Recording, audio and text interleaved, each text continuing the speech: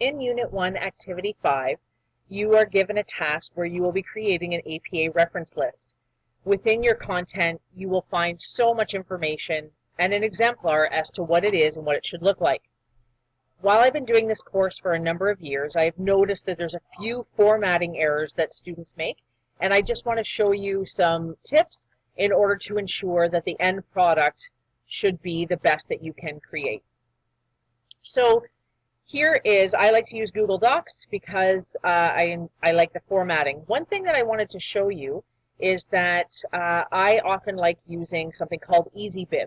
So in Google Docs, you actually have a citation generator already built in. When you go to add-ons, I already have it in here, and I have it up right here. It sort of pops up at the side. If you don't have that, then you can click on Get Add-ons, and you can select on EasyBib.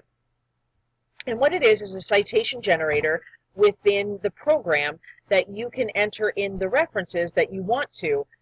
So I'm going to select journal article. So one of the first ones that you were to create was a journal article, and I looked up teen pregnancy within the link that I found right here, and I found one on teen pregnancy that appealed to me.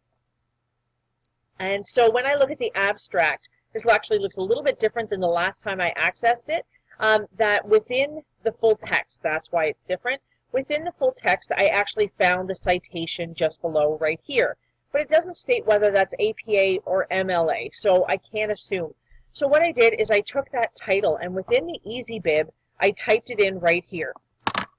So I'm looking at the abstinence, and see I've typed it in, but I took this title and entered it in right here, and then when I hit search, I actually come up with the APA, because I selected it here. You can select MLA if you're using it for English or other subjects, but for APA, I've got it right here, and I can actually select that, and it puts it right into here. I've also used a program called Citation Machine. What I've found with Citation Machine is that it's heavily driven by ads, and it changes the formatting, but I've also found that it misses information. So the article that I found from a newspaper, from the Globe and Mail, when I put it into Citation Machine with just the URL, it found all of the important information, but it didn't find the author's name, and it didn't put in the date that it was retrieved. And those are important pieces that I had to manually enter. But if you don't mind entering that information and just making sure that you have it all, then that can work too. So when I use Citation Machine, I entered in the second one. This is the article from there. So some things that I want you to pay attention to in terms of the formatting. It's a references list, so references should be at the top. Using EasyBib, it actually had an option that I could enter that in and then start my bibliography after that. So one thing that you'll notice is that when I'm using EasyBib, it will automatically format. This is sort of one of those little tweaks that you need to know how to do. So I'm just going to show you. Number one, they should be 1.5 spaced or double spaced, but they should be left formatted for the first line, and every line after that is actually indented. Do you see how it's done it here? It makes the author's name stand out, and then all the information that they can read after that. Sometimes when you're either typing it out or copying it, it will look like this. And so what you need to do is, in order to format it so it has every second line, I'm going to put my cursor on that second line. And this here is my ruler, but it also is in charge of the indenting.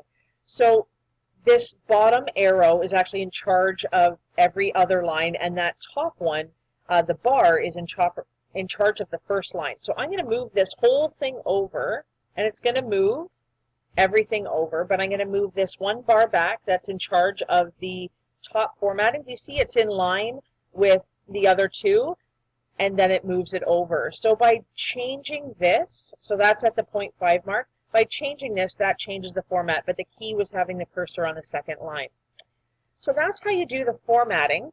One other thing that I want you to pay attention to is alphabetical order. So this was just a gobbledygook one that I threw in there, but J comes before S and T, so it had to go first, Q, R, S, T, so they need to be in alphabetical order. So that's very important too. So 1, formatting, 2, alphabetical order. And the last thing is this is a URL, and often when you are putting in your citation, it will look like this. Now, it's little and it's small, but it should all be black, and you shouldn't have a hyperlink within your bibliography.